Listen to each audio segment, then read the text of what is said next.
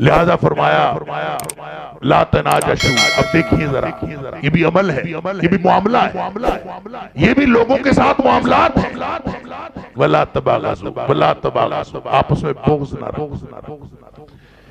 ایک ہوتا ہے بغض، ایک ہوتی ہے عداوت. عداوت ہوتی ہے ظاہری دشمنی، بغض ہوتا ہے قلبی دشمنی.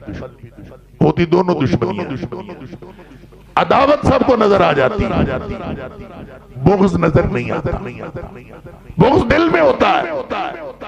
تو دل میں جو چیز ہوئی وہ تو تقویٰ ہے. اگر آپ نے بغض دل میں رکھا تو اس کا مطلب ہے دل میں تقویٰ نہیں رہ سکتا. دل میں بغض ہے تو تقویٰ نہیں ہے، تقویٰ ہے تو بغض نہیں ہے. ولا تباغضوا، آپس میں بغض کبھی نہ رکھو.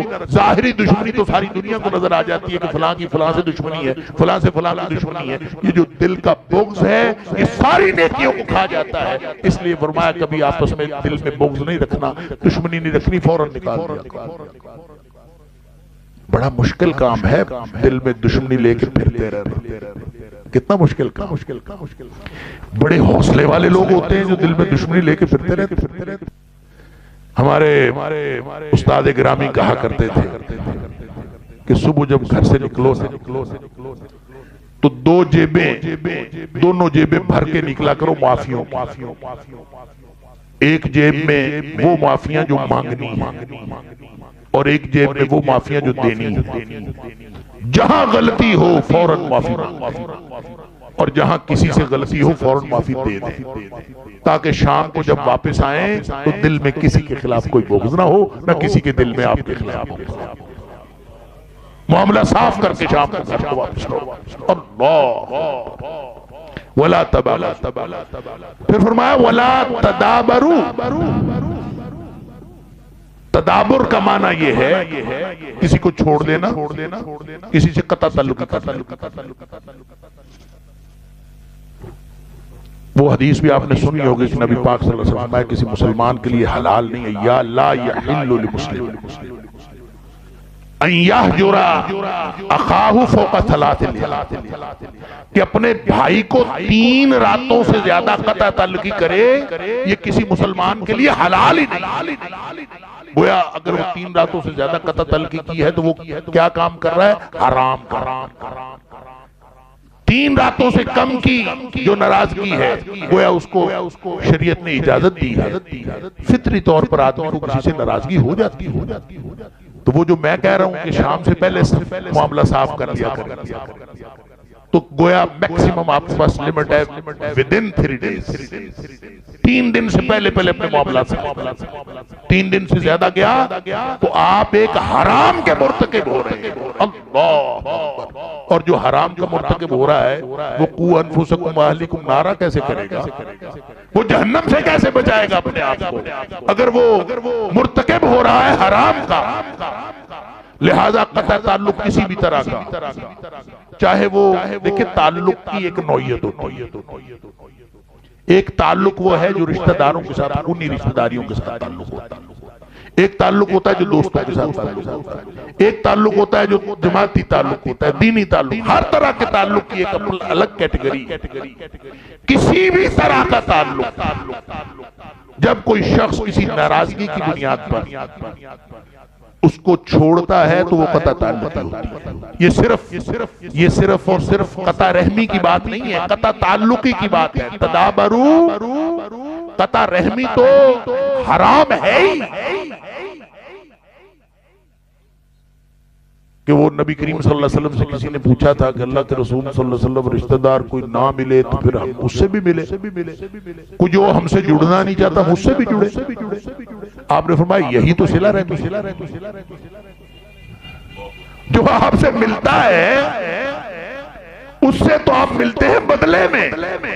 لیس الواصل بالمکافی، جو بدلے میں ملتا ہے وہ صلہ رحمی نہیں کرتا. صلہ رحمی تو اصل کرتا ہی وہ ہے جو ٹوٹنے والوں کو جوڑتا ہے، جو ٹوٹتا ہے اس سے جڑتا ہے. لہذا اصل صلہ رحمی تو یہ ہے. لیکن صلہ رحمی کی بات، یہ قطع رحمی کی بات میں نہیں کر رہا، یہ اس سے وسیع دائرہ ہے. صلہ رحمی اور قطع رحمی کا دائرہ یہ زیادہ سینسٹیو دائرہ ہے، اور اس کے ارد گرد ہر طرح کے تعلق کا دائرہ ہے۔ اور نبی پاک صلی اللہ علیہ وسلم حکم فرما رہے ہیں لا تدابرو، دیکھو کسی بھی طرح کا تعلق جو ہے وہ منقطع۔ میں یہاں ایک نام نہیں لیتا، ہمارے دینی ساتھی ہیں، ابھی ہیں، اللہ تعالیٰ غلطیاں کوتاہیاں سب کی معاف فرمائے۔ کسی سے لڑائی ہوگی، کسی وجہ سے ہو جاتی ہے۔ مجھے جب پتا چلا ان کی لڑائی کو تو 6 مہینے ہو چکے تھے، 6 مہینے یا 4 مہینے، کئی مہینے گزر چکے۔ خیر مجھے پتا چلا، میں دونوں دوستوں کو بٹھایا، ان کی صلح کروا دی۔ الحمدللہ اللہ تعالیٰ نے مہربانی کی، ان دونوں نے آپس میں صلح کر لی۔ صلح کے بعد حضرت نے مجھے بتایا کہ میں ان کے لیے حرم میں جا کے بھی بد دعائیں کرتا ہوں۔ کمال ہے، کیا انسان ہے۔ لڑائی ہوئی، کسی وقتی معاملہ تھا، وہ کہتا ہے میں نے پورا یہ عرصہ جو گزرا ہے میں نے ان کے لیے بد دعاؤں میں گزارا، اور میں حرم میں جا کے بھی ان کے لیے بد دعائیں کی۔ انا للہ و انا الیہ راجعون۔ آپ اگر معاملات اس طرح کے رکھتے ہیں، جس دل میں بغض ہے، اس دل میں تقوی کہاں سے آیا؟ لہذا لا تدابرو، قطع تلقی نہیں۔ ٹھیک ہے آپ اس کو کوئی بہت ہی ناگزیر حالات تو آپ اس میں ٹھہراؤ پیدا کر لیں، لیکن منقطع لا تدابرو یہ کہنے کے بعد، یہ 4 بنیادی حکم دینے کے بعد فرمایا وَكُونُوا عِبَادَ اللَّهِ إِخْوَانًا، اللہ کے بندو بھائی معاملات ایسے نہیں ٹھیک ہوتے، بھائی بن جاؤ، ایک دوسرے کے ساتھ اخوت اور بھائی چارہ پیدا کرو، اور پھر بھائی بن جاؤ۔ فرمایا مسلمان تو مسلمان کا ہوتا ہی بھائی ہے، المسلم اخو المسلم، مسلمان کا بھائی ہوتا ہے، اور جو بھائی ہوتا ہے وہ پھر اس پر ظلم نہیں کرتا۔ لا یظلمہ، ظلم کرنا کیا مطلب ہوتا ہے؟ ظلم عدل کی ضد ہے، عدل کی ضد۔ عدل کا معنی ہوتا ہے حقدار کو حق دینا، اور ظلم کا مطلب ہوتا ہے حقدار کو حق نہ دینا۔ وضع شیء فی غیر موضعہ اور وضع شیء فی موضعہ، حقدار کو حق دینا عدل ہے، اور حقدار کو حق نہ دینا یہ ظلم ہے۔ اور پوری زندگی دنیا میں جتنا نظام چل رہا ہے نا، یہ شاید عدل سے چل رہا ہے۔ وہ امام شافعی علیہ الرحمہ نے تو یہ کہا تھا نا کہ اگر اللہ تعالیٰ 114 سورتیں نہ بھی نازل کرتا، صرف ایک سورت نازل کر دیتا، اور اسی کو لوگ سمجھ کر اسی پر عمل کر لیتے، تو لوگوں کے جنت میں جانے کے لیے وہ ایک سورت ہی کافی تھی۔ اور سورۃ العصر کے بارے میں امام شافعی علیہ الرحمہ نے فرمایا۔ لیکن امام غزالی نے بہت بڑی بات کر دی، وہ کہتے ہیں اگر اللہ تعالیٰ پورا قرآن نہ بھی نازل کرتا، 114 سورتیں نہ بھی نازل کرتا، یہ جو 6236 آیات ہیں یہ بھی نہ نازل کرتا، صرف ایک کلمہ نازل کرتا، ایک کلمہ اللہ کریم نازل کر دیتا، اور اس ایک کلمے کو لوگ سمجھ کر اس پر عمل کر لیتے، تو لوگوں کے جنت میں جانے کے لیے وہ ایک کلمہ کافی تھا۔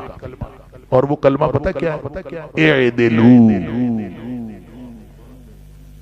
هو اقرب للتقوی، اعدلوا، عدل کرو، حقدار کو حق دے دو، بھائی ہے اس کو حق دے دو، بیٹا ہے بیٹی ہے اس کو حق دے دو، والدین ہے والدین کو والدین کا حق دے دو، ہر ایک کو اس کا حق دیتے جاؤ، آگے بڑھتے جاؤ، جہاں جہاں جس کا جو حق بنتا ہے اس کو دیتے جاؤ، یہ عدل ہے۔ اعدلوا،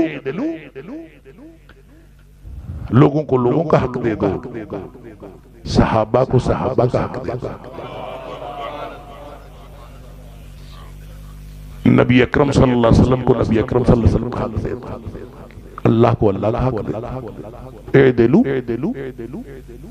نہیں دو گے تو ظلم ہو، بھائی کو بھائی کا حق نہیں دیا، ظلم ہے۔ والدین کا حق نہیں دیا، بڑا ظلم ہے۔ صحابہ کا حق نہیں دیا، اس سے بڑا ظلم ہے۔ نبی کا حق نہیں دیا، کائنات کا بڑا ظلم ہے۔ اور کائنات کا سب سے بڑا ظلم یہ ہے کہ اللہ کو اللہ کا حق نہیں دیا۔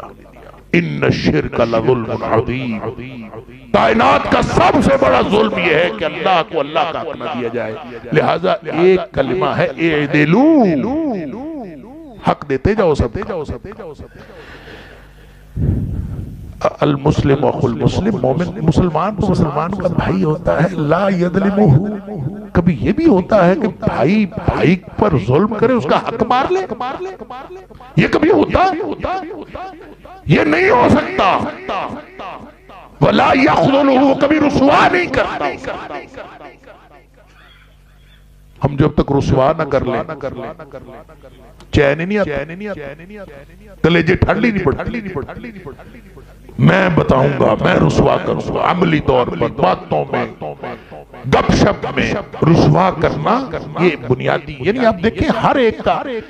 اچھا کبھی آپ دیکھیں اخبار پڑھیں، خبریں سنیں، ہر ایک کو آپ دیکھیں گے ان کا کوئی نہ کوئی ٹارگٹ، کسی نہ کسی کو ٹارگٹ، کسی ادارے کو ٹارگٹ کیا، کسی انسان کو ٹارگٹ کیا، کسی فرد کو ٹارگٹ کیا، کسی گروہ کو، کسی گروپ کو، کسی نہ کسی طبقہ فکر کو، ہر ایک کو۔ اور یوں لگتا ہے کہ ساروں کو کھائے جا رہے ہیں، ساری خبریں اسی طرح، کوئی خبر آپ کو پوزیٹو نظر آتی، ہر ایک خبر جو ہے وہ اسی طرح سے۔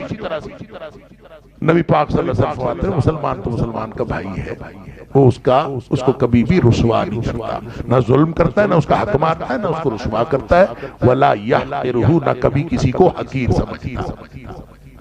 یہ فرمانے کے بعد اب بات تو اس کے ساتھ ملتی ہے، بِحَسْبِ امْرِئٍ شَرٍّ أَن يَحْقِرَ أَخَاهُ الْمُسْلِمَ، یہ اس کے ساتھ ملتی ہوئی بات ہے۔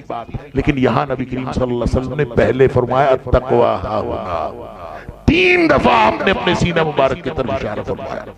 پھر اگلی بات فرمائی کہ آدمی کے برا ہونے کے لیے یہ کافی ہے کہ وہ اپنے مسلمان بھائی کو حقیر سمجھے۔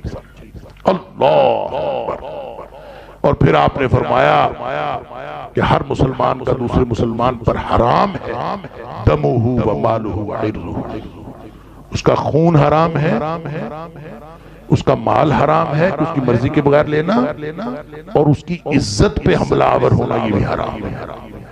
اگر یہ ڈسپلن قائم کر لیتے ہیں تو اس کا مطلب یہ ہے کہ ہم اللہ کے اس حکم کو، یا ایھا الذین آمنوا قوا انفسکم واہلیکم نارا، اپنے آپ کو اور اپنے اہل خانہ کو جہنم کی آگ سے بچا لو۔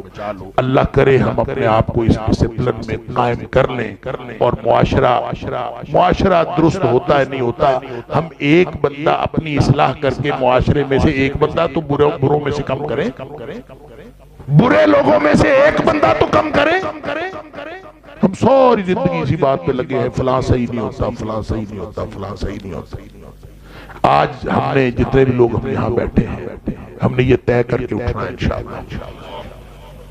آج کے بعد ہم نے دوسروں کو تو کہنا ہے کہنا، ہم نے اپنے آپ کو صحیح کرنا، اور ہم جب اپنے آپ کو صحیح کر لیں گے تو ایک برا آدمی تو کم ہو جائے گا نا معاشرے سے۔ جب ایک برا آدمی کم ہو جائے گا میرے صحیح ہونے سے، تو آپ سب بھی اگر اپنے آپ کو صحیح کر لیں گے تو انشاءاللہ معاشرہ خود بخود صحیح ہونا شروع ہو جائے گا۔ اللہ تعالیٰ مجھے اور آپ کو، ہم سب کو توفیق عطا فرمائے۔ وآخر دعوانا الحمدللہ رب العالمین۔